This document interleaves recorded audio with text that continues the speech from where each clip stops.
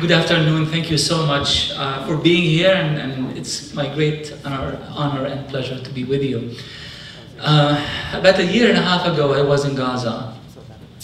And those of you who've been in Gaza before must be familiar with the culture that celebrates our martyrs, the people who have sacrificed willingly or were victimized by the Israeli occupation throughout the years. You would see posters of martyrs all through Gaza. Some old, some new, some killed recently, some not. Posters sometimes overlap on top of each other. One of these posters is, of course, of Rachel Corrie. When you go to Rafah in particular, you'll find an overwhelming number of posters and graffitis and arts that are dedicated to Rachel.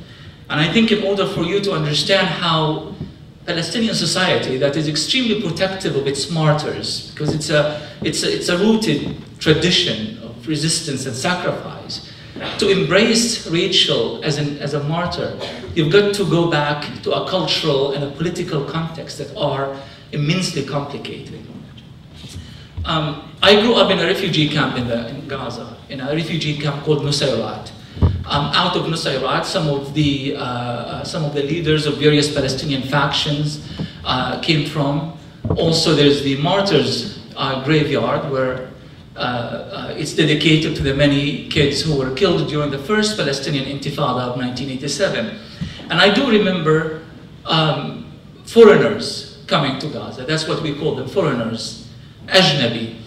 When the Ajnabis come to Gaza at the time, there was really no solidarity movement to speak of, in the same sense that we refer to international solidarity with the Palestinian people right now. We used to have people randomly coming from various countries around the world. Some of them are just tourists, others are journalists, artists, people who are very interested to see the Palestinians. What is it like to be in a Palestinian refugee camp? They come with cameras, they snap lots of photos, and then they just go.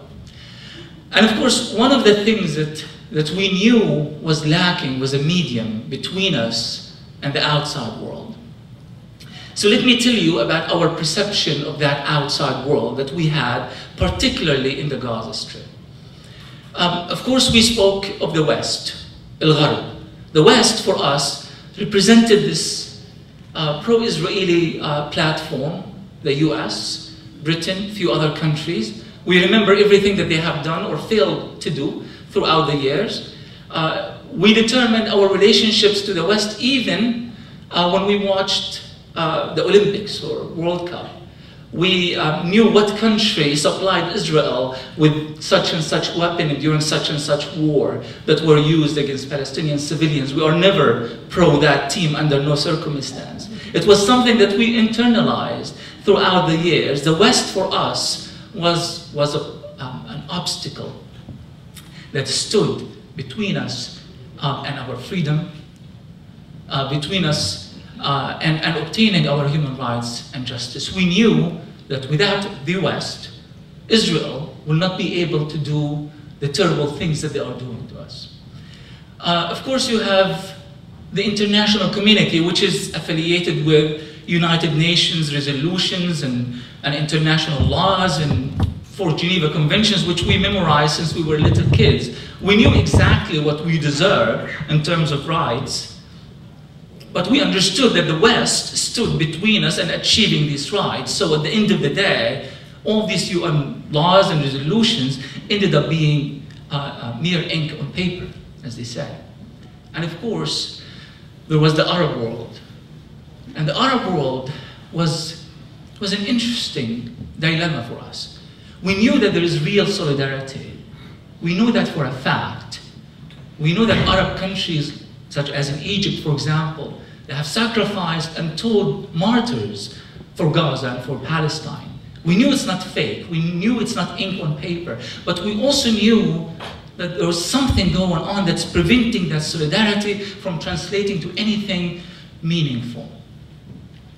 And one of the things we used to have during the first Palestinian Intifada, rumors. There were lots of rumors going on in Gaza. because the Intifada was happening. Gaza was under a lot of pressure on a daily basis. People were being killed, many being wounded, houses being destroyed. And we needed any hope, any sense of salvation that something is coming. And someone is going to come from somewhere and is going to change this reality for us. So rumors, and I blame the taxi drivers of Gaza. They are responsible for these rumors. And I think, you know, they had really nothing going on. I mean, the strikes, the taxi drivers sometimes would get stuck in certain areas. Gaza is a small place, so they are going in circles. And of course, they needed to stay busy. So one of the rumors, once in a while, it would be the Egyptian army is coming, or the Iranians are coming, the Algerians are coming. Of course, there's no substance to that whatsoever. But the thing is, even though we knew there were rumors and we knew there were lies, yet somehow there would be this kind of, but what if? What if someone is in fact coming? So we would wait and we would go and turn all the radios on Monte Carlo, the voice of the Arabs, London, and we listen and come on, if the Arabs were in fact coming, someone would have mentioned it somehow, and we realized it was a rumor, and then we carry on for a few more weeks until another rumor and so forth. So that is our relationship with the outside world. Knowing that we have rights, knowing that the international community does validate and solidify these rights, but we're unable to achieve these rights because there's this Western bloc that's standing between us and those rights, and there's Israel that has an absolute free hand to do as it pleases in Gaza. That's the relationship we have. So when a foreigner comes with a camera, a whole bunch of kids would be walking behind him or her, yelling, jumping, asking for their pictures to be taken, and the foreigner goes home, and that's the end of it. Now something began changing. Now before I tell you what has changed in the last 10 years, let me tell you about the context of what is Rafah in particular. Now we hear a lot about Rafah, and we associate Rafah with victimhood. We associate Rafah with the destruction that it has experienced throughout the years, but we also should affiliate Rafah with something else, and that is resistance. We knew, even though I come from a refugee camp that's not very far away, maybe about 3-4 kilometers from Rafah, we knew that Rafah, those guys in Rafah were the toughest anywhere. They were very tough people. The more south you go in Gaza, Khan Yunis, Rafah, you know that these are the people who are going to always put up a fight. Under any circumstance, they will put up a fight. Therefore, Israel has used Rafah as a place to experiment with the methods of coercion, collective punishment. For example, between the years 2000 and 2004, out of the 2,500 homes that were destroyed in the entire Gaza Strip, 2/3 of them were destroyed in Rafah alone. 16,000 people within those years, about 10% of the entire population of Rafah and its adjacent refugee camps were made homeless. So you know that something is serious going on in Rafah. Another thing about Rafah, it was ringed by a whole bunch of settlements. Now the settlements, of course, supposedly they were evacuated in 2005. However, they were replaced with an Israeli siege that continued to put a lot of pressure on Rafah. Rafah in particular is an extremely sensitive area because it's right at the Egyptian border, right at the Israeli border. Therefore, Rafah hasn't got a break for so many years. Under whatever political or military context, Rafah is somehow paying a very heavy price. But of course, Rafah has no intentions of declaring defeat anytime soon. Nor should you expect it anytime soon.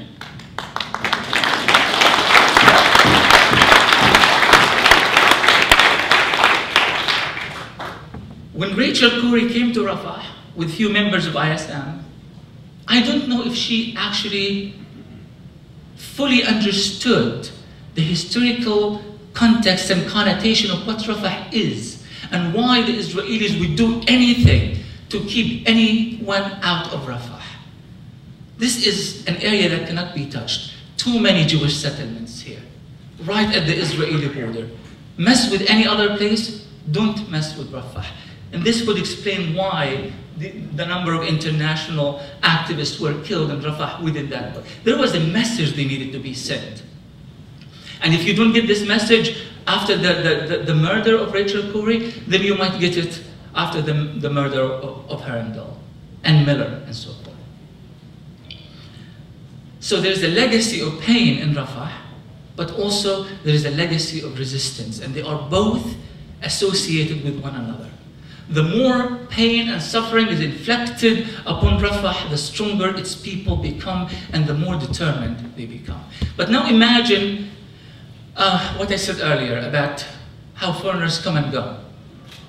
When suddenly there's this girl who comes and she doesn't have, she's not in a transition. She's not moving from one place to the other. She's just not snapping photos in order for her to go to another place and fill her album and go home. She comes with a mission. She's I mean, think about it. 23-year-old girl comes with this noble mission, and she takes upon herself to fulfill the role of all these people that I just listed who have never fulfilled that role. The West, the international, few international activists come to Rafah in order for them to rectify this protracted injustice that has been inflicted upon Rafah. Now, in one of the letters, I don't have the exact text of the letters, in one of the letters that Rachel sent to her mom or her dad, I think it was February 28th, she talks about how it seems that the people of Rafah are more concerned about our own comfort. They are serving us tea and cakes and such, and she is a bit bewildered. I mean, well, of course, they are feeling indebted to those people who are serious and sincere about their solidarity, but they are also worried about them because they know the Israeli brutality. They have lived it, they have experienced it throughout the years, so they are immensely worried about their safety. So this is what Rafah is, and this is how Rachel ended up in one of the most sensitive parts of Gaza, and it's a place that the Israelis want to keep completely for themselves in order for them to carry on with whatever sinister military plans and strategies that they've had in mind and they have been carrying out throughout the years. When Rachel was killed, something fundamental has changed.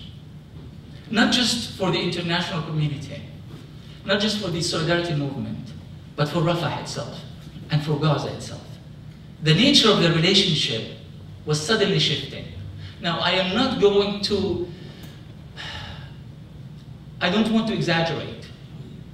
It's important that we remain realistic about what that accident actually meant, or that incident actually meant, but it's also essential that we actually put it within proper historical understanding. There was a shift. Something has happened in which the relationship between the Palestinians and the international community suddenly shifted. People don't come to take photos anymore and just go home. People don't come and consider Gaza just this crazy adventure to be followed by a trip to the Saharas and then to Kashmir and go home. It's not that anymore. There is some commitment. There is some serious commitment here. Not just because of what Rachel has done, but because of the reaction to Rachel's death as well. Because there was this pause that happened. What just happened there? This is an American girl who comes from Washington State and gets killed in Rafah. This is something new. This did not happen before. And how did the international community react? How did the solidarity movement react? There was a need and there was a time for a change of strategy. The bar has risen, or the bar is much higher now for the international community, for the solidarity movement. What do we do? Do we carry on with that sort of direct action? Do we retreat? Do we move back? And I think the answer is something you all know, and many of you took part in. Many of you have been to Palestine and participated in direct action, and for those last 10 years, yes, we haven't yet achieved critical mass. Yes, we haven't yet achieved a complete paradigm shift, but we are definitely on the right track to get there.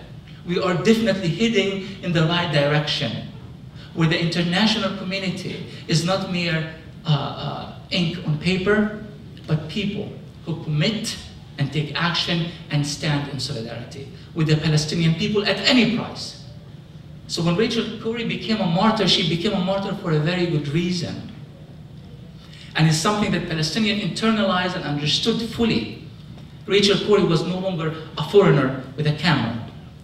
She was like every Palestinian martyr who sacrificed for Rafah, for Gaza, for Palestine, paid a heavy price, and many others came after her knowing of the grim possibilities that could be awaiting them in Rafah.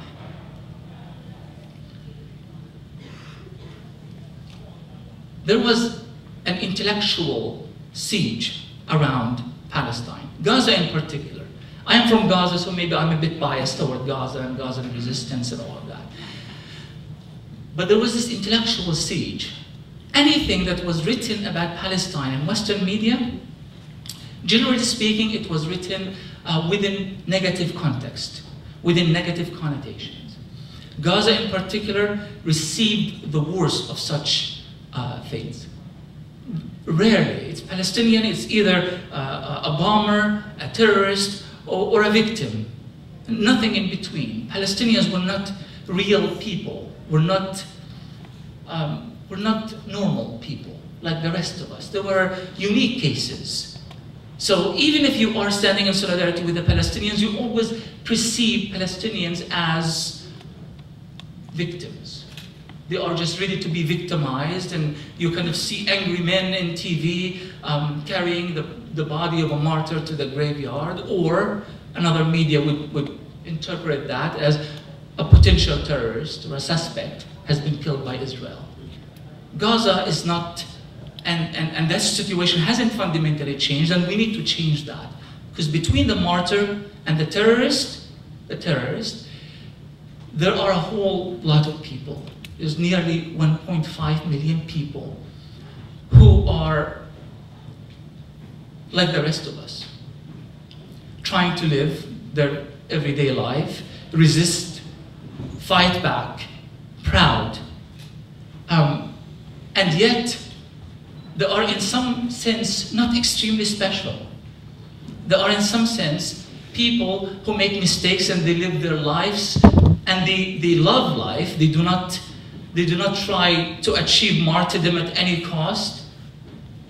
Gaza has been a frame of reference that very few of us actually understood. And I think we need to understand that. And I think perhaps what Rachel has done in Gaza is a humanized Gaza in a sense. Today in Gaza, for example, there were a whole lot of people standing to commemorate the passing of Rachel. And the little girl, 12-year-old, stood there and she gave a speech. It was a message to President Obama from the children of Gaza. It was beautifully read and written. And she said, she asked Obama, she said, "You have two beautiful girls. I want you to imagine that your girls live in Rafah. If your girls lived in Rafah, would you still be supplying Israel with the kind of weapons that are being used against the people of Rafah? Would you be imposing siege on Rafah? Will you be destroying the tunnels that are connecting Rafah to Egypt in order to extend the lifeline so that the people of Rafah may survive? Perhaps you won't. And this is what we need to understand, in my opinion, is that we need to connect with Gaza and the Palestinians outside the stereotype, positive or negative. We need to connect with Gaza and Palestinians the way they are, not the way we wish them to be.